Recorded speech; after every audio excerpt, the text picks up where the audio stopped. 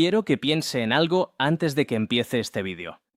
Ahora mismo, en algún cajón de su casa, en su mesilla de noche o en el botiquín del baño, probablemente hay uno o varios de los medicamentos de los que vamos a hablar hoy. Son medicamentos que se venden sin receta, que se anuncian en televisión, que la gente lleva años tomando sin pensarlo dos veces. Pastillas para el dolor, para la acidez, para el resfriado, cosas que parecen tan inofensivas como tomarse un vaso de agua. Y sin embargo, hay algo que la mayoría de las personas no sabe sobre ellas, algo que la ciencia lleva años documentando, y que muy pocas veces llega con claridad a quienes más lo necesitan. Hoy vamos a hablar de 5 grupos de medicamentos de uso muy común, que, bajo ciertas condiciones, pueden representar un riesgo real para el corazón. No digo esto para alarmar, lo digo porque la información es la herramienta más poderosa que tiene para protegerse. Soy el Dr. Zahir Abbas, y esto es algo que considero necesario explicar con claridad y sin rodeos. Antes de entrar en materia, quiero pedirle algo. Si al terminar este video siente que aprendió algo que no sabía, algo que le hace pensar de forma diferente sobre los medicamentos que toma o que toman las personas que quiere, compártalo. No hace falta que lo envíe a todo el mundo. Piense en una persona concreta, un familiar, un amigo, alguien mayor de 60 años que toma varios medicamentos a diario. Ese envío puede ser más valioso de lo que imagina. Y si aún no está suscrito a este canal, este es un buen momento para hacerlo. Vamos al primer grupo, los antiinflamatorios no esteroideos, que probablemente conoce mejor por sus nombres comerciales: ibuprofeno, naproxeno, diclofenaco. Son de los medicamentos más consumidos en el mundo. Están en casi todos los hogares. Se toman para el dolor de cabeza, para la espalda, para las rodillas, para la artritis. Son eficaces, eso no está en discusión. El problema está en cómo se usan, durante cuánto tiempo se usan y en quién los usa. Permítame contarle algo que ocurrió con uno de mis pacientes. Un hombre de 73 años que llevaba meses tomando diclofenaco casi a diario para el dolor de rodillas. Había empezado a tomarlo por su cuenta, sin consultar, porque le había ido bien en el pasado para dolores puntuales, y no veía razón para preocuparse. Un día llegó a urgencias con los tobillos hinchados, cansancio inusual y dificultad para respirar al hacer esfuerzos pequeños. Lo que encontramos fue una descompensación cardíaca. Su corazón, que ya tenía la carga habitual de los años y una hipertensión que controlaba con medicación, no había podido sostener el esfuerzo adicional que ese antiinflamatorio le estaba generando durante semanas. El mecanismo por el que esto ocurre no es complicado de entender. Los antiinflamatorios no esteroideos bloquean ciertas enzimas del cuerpo para reducir la inflamación. Pero esas mismas enzimas tienen otras funciones. Entre ellas, ayudar a regular el equilibrio de líquidos y proteger los vasos sanguíneos de los riñones. Cuando se bloquean, el cuerpo empieza a retener sal y agua. Eso aumenta el volumen de líquido en la circulación. Y un corazón que ya tiene que trabajar con esfuerzo, porque los años le han quitado parte de su capacidad de reserva, de repente tiene que bombear contra una carga mayor. En una persona joven y con el corazón sano, eso no suele ser un problema. En alguien mayor o con antecedentes cardíacos, puede ser el detonante de una descompensación. Además, estos fármacos pueden elevar la presión arterial. Esto ocurre incluso en personas que hasta ese momento no tenían hipertensión. Y en personas que sí la tienen y la controlan con medicación, los antiinflamatorios pueden reducir la eficacia de esos medicamentos. La presión sube sin que la persona lo note, porque no hay síntomas claros en la mayoría de los casos. Hay otro detalle que merece atención. Muchas personas mayores toman aspirina en dosis bajas para proteger el corazón, siguiendo una indicación médica. Algunos antiinflamatorios, como el ibuprofeno, si se toman alrededor de la misma hora, pueden interferir con el efecto protector de la aspirina. Es un problema de competencia entre los dos medicamentos por el mismo receptor. La aspirina no llega a hacer su función porque el ibuprofeno ya ocupa el espacio, y eso puede dejar el corazón desprotegido sin que nadie lo haya decidido conscientemente. ¿Qué hacer con toda esta información? No significa que tenga que aguantar el dolor sin tomar nada. Significa que si necesita un analgésico de forma habitual, Vale la pena hablar con su médico para encontrar la opción más adecuada para su situación específica. El paracetamol es una alternativa válida para muchos tipos de dolor y tiene un perfil de seguridad diferente. Los geles o cremas antiinflamatorias de aplicación local pueden ser útiles para dolores articulares o musculares localizados, porque actúan en la zona sin pasar en la misma cantidad al torrente sanguíneo. Y si un antiinflamatorio oral es necesario, la recomendación médica es usar la dosis mínima eficaz durante el menor tiempo posible, no como una solución de fondo permanente. Seguimos con el segundo grupo, y este suele sorprender a la gente, porque son medicamentos que tienen precisamente la imagen de proteger. Hablo de los inhibidores de la bomba de protones, más conocidos como protectores de estómago. Omeprazol, pantoprazol, lansoprazol son de los medicamentos más vendidos del mundo y se han vuelto parte de la rutina diaria de millones de personas. Algunos los toman por indicación médica, para el reflujo o para proteger el estómago cuando toman otros fármacos. Pero muchos los toman de manera indefinida sin que se haya revisado si siguen siendo necesarios. Quiero contarle el caso de una paciente de 68 años que llevaba varios años tomando omeprazol por un reflujo que le habían diagnosticado tiempo atrás. El reflujo había mejorado con los cambios en su dieta, pero el medicamento continuó. En una revisión de rutina, su electrocardiograma mostró una alteración en el ritmo cardíaco que no estaba en estudios anteriores. Los análisis revelaron que sus niveles de magnesio en sangre estaban muy por debajo de lo normal, y eso era lo que estaba afectando el ritmo de su corazón. El magnesio es un mineral que el corazón necesita para mantener su actividad eléctrica estable. Cuando falta, el músculo cardíaco puede volverse irritable y generar latidos irregulares. El problema es que el magnesio se absorbe en el intestino en un proceso que depende del ambiente ácido del estómago. Cuando los inhibidores de la bomba de protones reducen ese ácido de forma sostenida durante meses o años, la absorción de magnesio disminuye. No de golpe, sino poco a poco, de una manera que puede pasar desapercibida hasta que los niveles bajan lo suficiente para producir síntomas. Hay otra preocupación que existe en la comunidad médica con respecto a estos medicamentos y que vale la pena mencionar. Varios estudios observacionales han encontrado una asociación entre el uso prolongado de inhibidores de la bomba de protones y un mayor riesgo de eventos cardiovasculares. La relación causa-efecto no está definitivamente establecida y la investigación continúa. Pero uno de los mecanismos que se propone involucra al óxido nítrico, una molécula que el organismo produce para mantener los vasos sanguíneos flexibles y en buen estado. Hay indicios de que estos fármacos podrían interferir con esa producción, lo que a largo plazo podría tener consecuencias sobre la salud vascular.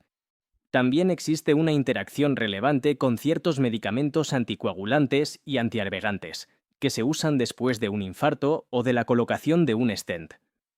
Algunos inhibidores de la bomba de protones pueden reducir la efectividad de estos fármacos, lo cual es un problema serio en pacientes que los necesitan para prevenir nuevos eventos cardíacos. El punto clave aquí no es que estos medicamentos sean malos en términos absolutos. En las situaciones en que están indicados y durante el tiempo necesario, tienen un papel importante. El problema es cuando se convierten en un hábito que nadie revisa.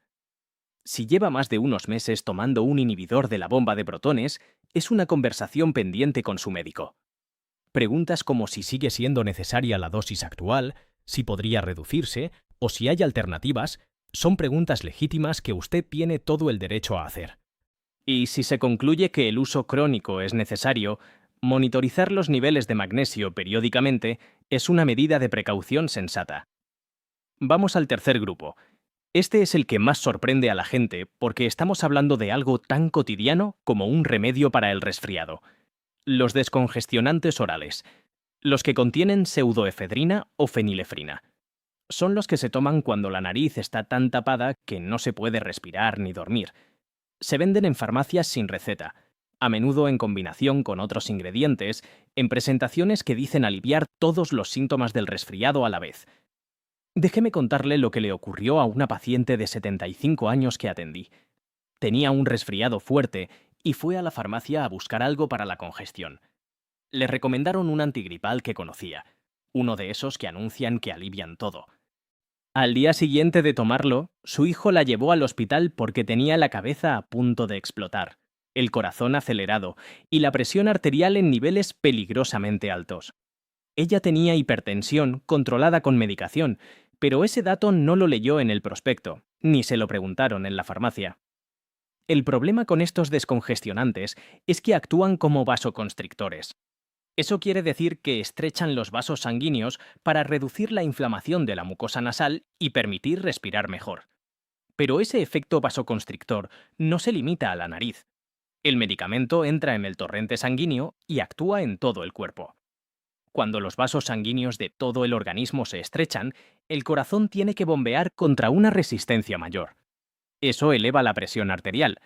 Y en personas que ya tienen la presión alta, que ya toman medicación para controlarla, ese efecto adicional puede llevar la presión a niveles que representan un riesgo real. Además, estos compuestos tienen un efecto estimulante sobre el sistema nervioso. Aceleran el ritmo cardíaco. En un corazón sano y joven, eso se tolera sin dificultad.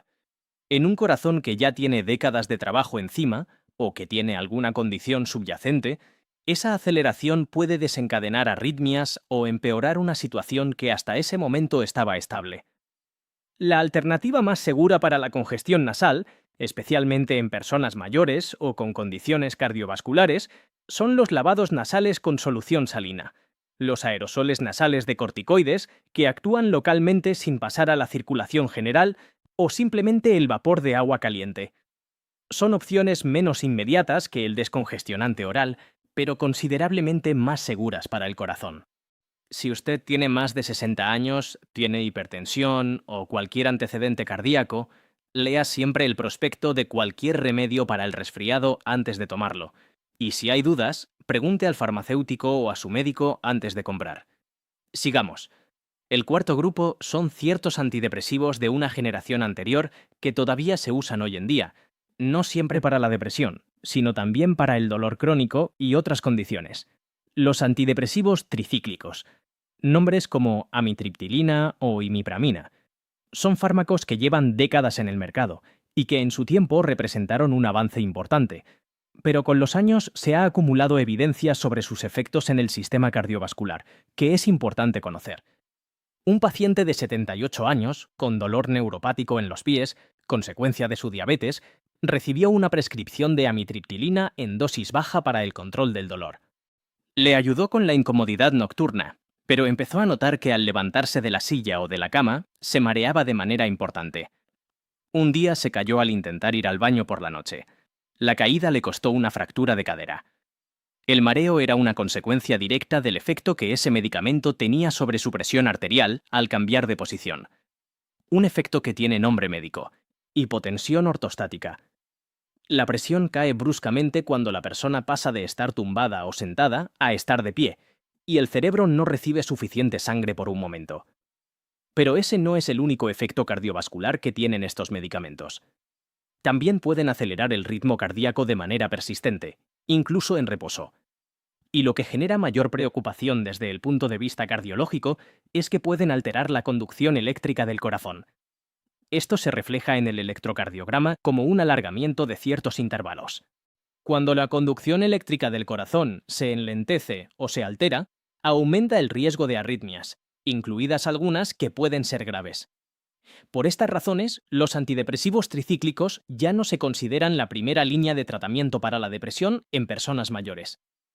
Hay alternativas más modernas con un perfil de seguridad cardiovascular considerablemente mejor. Sin embargo, siguen usándose en algunos contextos clínicos, especialmente para el dolor neuropático, donde su eficacia está documentada.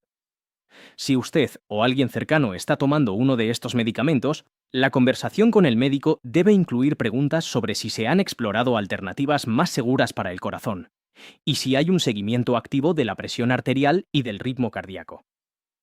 Y llegamos al quinto grupo.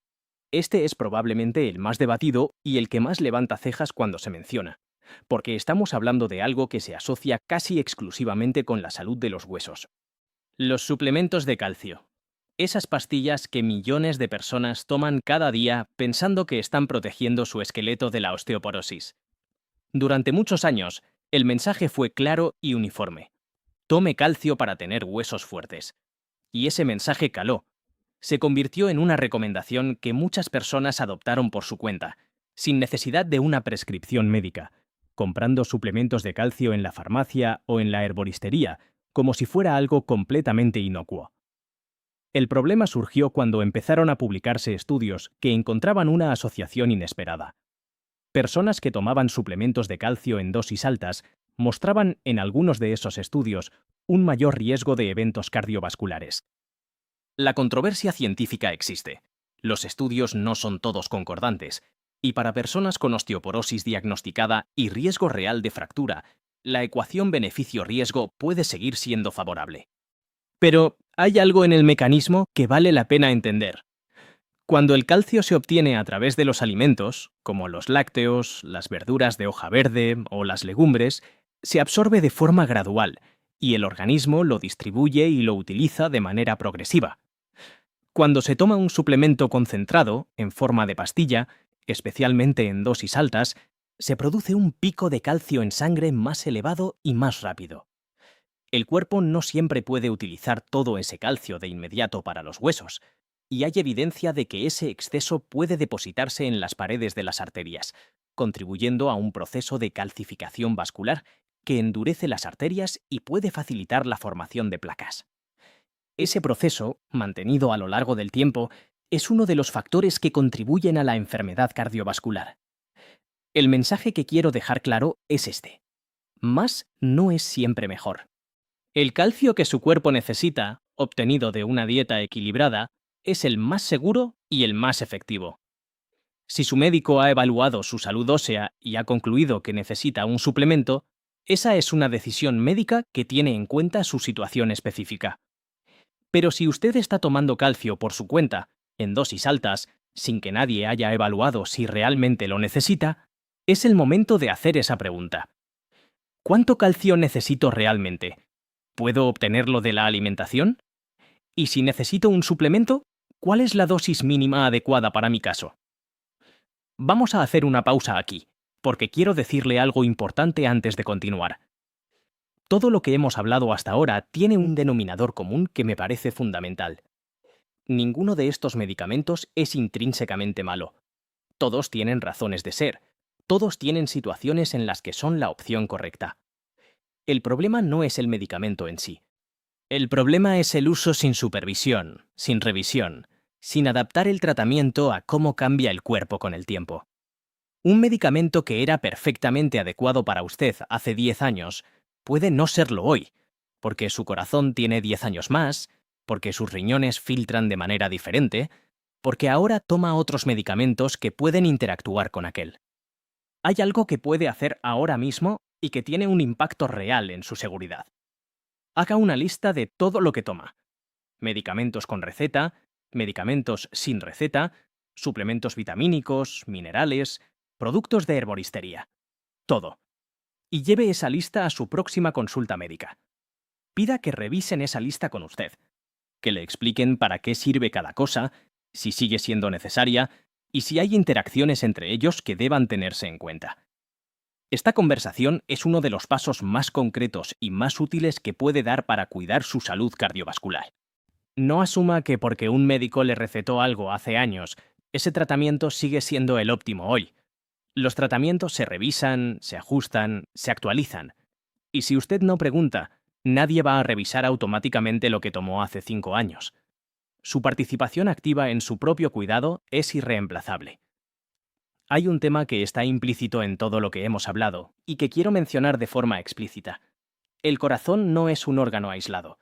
Lo que afecta al riñón afecta al corazón. Lo que afecta al estómago puede afectar al corazón.